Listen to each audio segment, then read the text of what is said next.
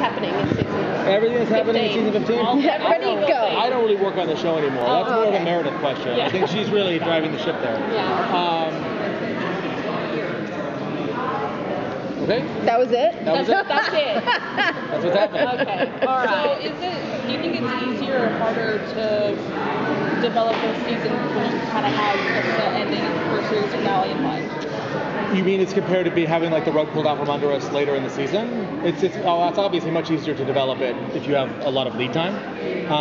We knew last spring, and fairly quickly after we knew what the last moment was going to be, and so everything else has been a journey toward that moment, and that path has changed. I'm sure will continue to change as we go through things, but we know how it ends, and I think we're all pretty happy with it. So we saw that Chuck was essentially like the puppet master, and now the strings are cut. Can we assume that the strings are completely cut? So free will it's entirely free will at this point, whatever they're doing going forward, instead of like fake free will.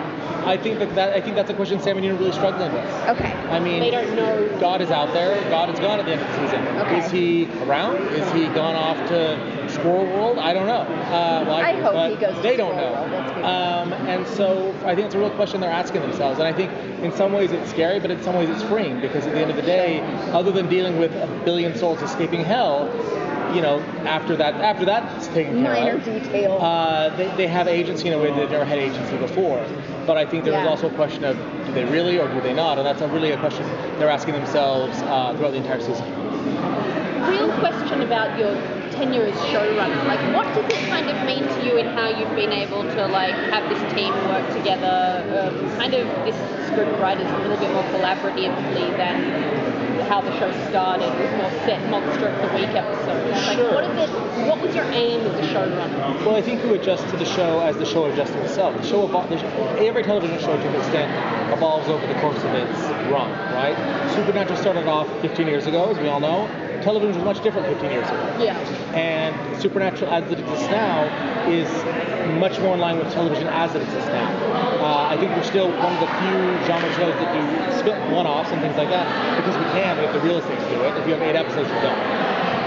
And so for us, it's like you want to, and I love those stories, you want to keep that going, but we would feel, I think the show would feel very old-fashioned if we were Law and Order tonally, if we were Law and Order with monsters. Yeah. And so the shows had to evolve, and I think, that started under Eric. It's because it really started in season 4 and 5, and that's where and you came in 4. That's where I came in, and it continued under Sarah, and it continued under Jeremy, and it's continued now. And I think Supernatural has always kind of been, I would call it its own thing, and that it has not been a trend-following show in some ways, but it's not like, you never want the show to go too far from its roots, but you want the show to feel fun, if that makes sense.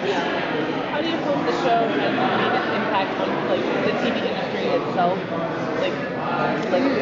I don't know. A lot of people steal from us, if that matters. Yeah. But no, we're a long-running show. I think our show is, especially in the way television has evolved in the last 3 to 5 years, is a very different type of show. And the way we approach how the show works is very different than you would approach it if you were doing a Netflix show or something along those lines.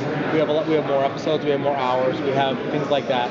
And it allows you to take more chances. And I think in some shows, especially short-run shows, that can be a problem they have. They feel so much pressure to finish this story and finish it in this certain way that you can become afraid of taking chances. And I think Supernatural, and the thing that certainly I've taken from it, and one of the things I've taken from it, is not being afraid to take those chances. Because those chances, every big swing we've taken has worked for us, to a greater or lesser degree.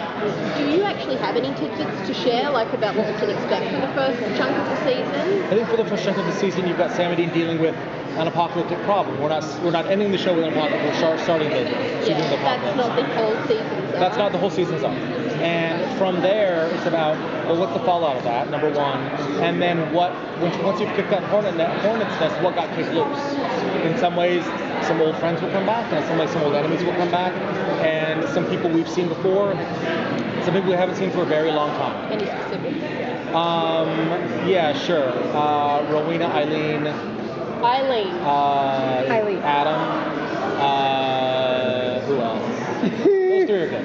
Really? I'm sure there are more. Yeah, okay, really. Okay? Adam and Eileen are confirmed to be returning in season 3. Yes. I think we're done asking him questions. That's the best thing you've ever said. Great. Thank that. you.